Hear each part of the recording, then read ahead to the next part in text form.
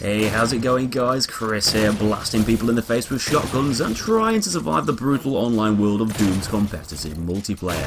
Fans of modern FPS games who fancy giving Doom a go should know that unlike COD, Battlefield and most of the other swanky new shooters you've played over the past 7 years, Doom's multiplayer is a bit of a different breed of video game, lining up more so with the old school titles and arena type games like Quake and Unreal Tournament. It's super fast and very chaotic. There's no minimap, no regenerating health, and no manual reloading, so adjusting to the game might take a bit of practice.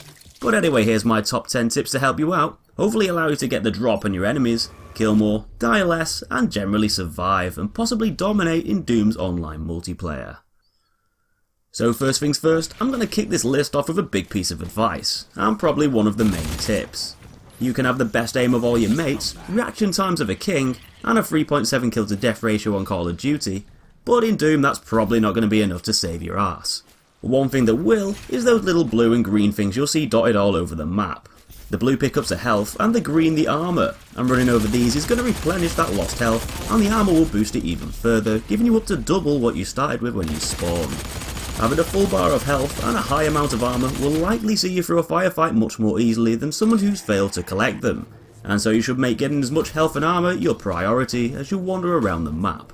Sounds like a simple and obvious tip, but you'd be surprised how many people don't bother and then wonder why they got destroyed by someone with an unnatural amount of health. As for tip number 2, because Doom is such a fast-paced game that relies on speed and aggression, it's important to keep the ball rolling, staying in constant motion as much as possible.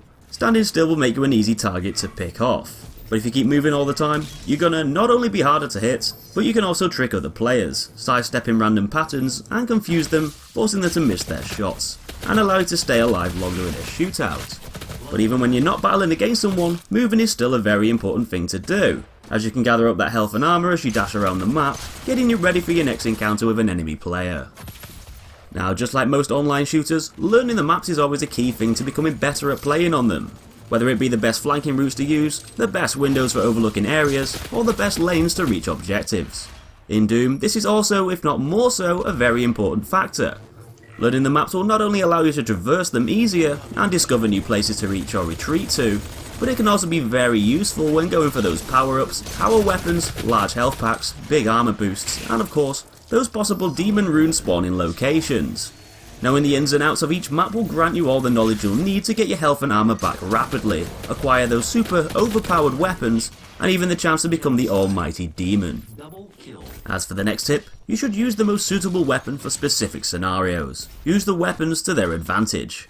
A gun like the super shotgun is a great powerful tool to deal huge amounts of damage up close, but at further distances it's really weak and highly ineffective. Switching to another weapon such as the Vortex rifle will be a better option for dealing with players at range, dishing out more damage and allowing you to kill easier. Switching between weapons on the go is a very effective way to cater for these different ranges, maximising your damage output and letting you deal with the situation you happen to be in at the time. Swapping between weapons in Doom is really fast, so take advantage of this speed and change how you take on your enemies on the fly. Sometimes it's best to even switch to a faster, rapid firing weapon if you know an enemy is low on health, as it's often easier to chip away at the low health rather than landing a slow but powerful blast on them, with the possibility of missing them in the process and becoming a vulnerable target. This nicely leads me on to tip number 5. When in doubt, avoid a battle altogether.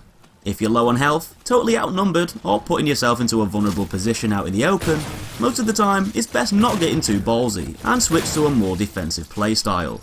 Upon spawning, and whenever you're low on health and armour, being passive aggressive is the best way to play. Using your speed and agility to run away from a very dangerous situation, which will most likely end badly. It's not about being a coward, but more about playing smart and with a bit of strategy. Being a bit gung-ho might be a fine option in other games with regenerating health and quick kill times, but here it's usually better to retreat from an overwhelming firefight to gain your health back if you want to stay in the battle for longer. As for tip number 6, because Doom allows you to climb up to higher platforms and use jump pads to reach top tiers of the map, being higher up above your enemies can often give you the drop on them.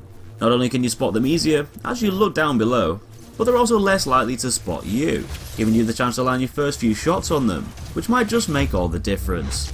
You should definitely take advantage of Doom's verticality, as you're a bit less vulnerable higher up and less likely to be spotted by other players. Moving along the higher platforms is also usually a better way to get around the map too, with less chance of being seen. Running out into the open down below will make you more of an obvious target for people to shoot at, but using the higher routes can sometimes allow you to cover ground much more safely, and get you to those special weapon pickups and power-ups without as much hassle along the way. Tip number 7, beware of the demon. Now the demon runes spawn in the match every now and then, and offer you the chance to become a very angry, super powerful, nasty pasty of a demon, letting you lay waste to the opposition and wipe out your enemies quickly and easily. But the thing is, you've got to get to the room before the other 11 or so guys frantically dashing towards it get there first.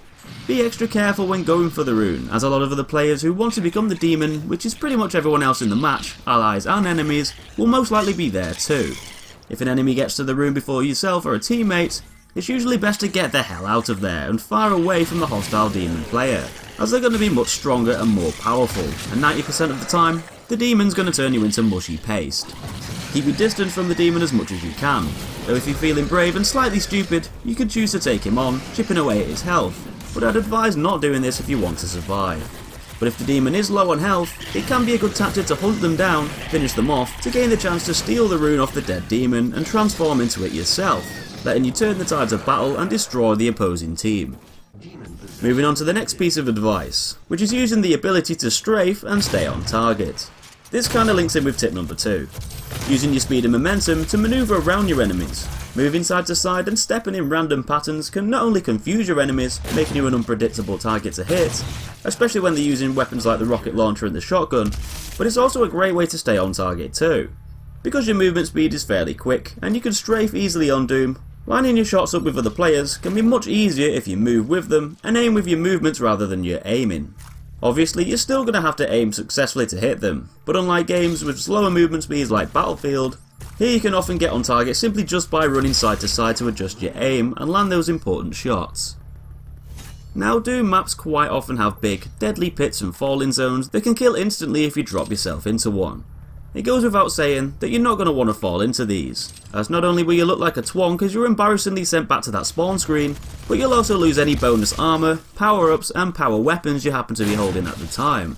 Falling down into one of these will instantly strip you from all these goodies and spit you back into the game with just your starting health, along with another death marked against your name.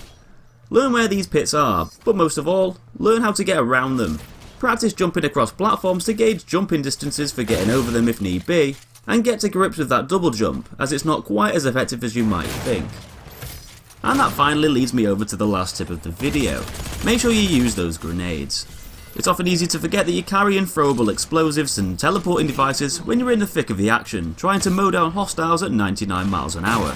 But remember, you spawn in with these highly lethal and tactical tools that can get you out of some tricky situations. Throwables can be replenished over time, so don't worry about running out of them. Throw them quickly to finish off an enemy or damage a group of enemies, to teleport out of harm's way, or to kill someone sneakily after they've killed you by throwing it just before. Don't forget that they're there to be used, and they can be a really powerful and often lethal alternative to kill and trick your opponents, when your primary weapon just doesn't seem to be cutting it. So remember to take all these hints and tips into account when you enter Doom's brutal online multiplayer. It plays out differently to a lot of other modern shooters, and so you might have to adjust your playstyle slightly to become better at it. But with practice, over time, it should all sink in, and if you follow most of these or all of these tips, hopefully you should get better, survive, and ultimately destroy the opposition more often. Anyway, I hope this video helped you out. Show me you did by hitting that like button, and subscribe to see more Doom guides and content, and loads of other games on my channel. Take it easy guys, and I'll see you in that next one.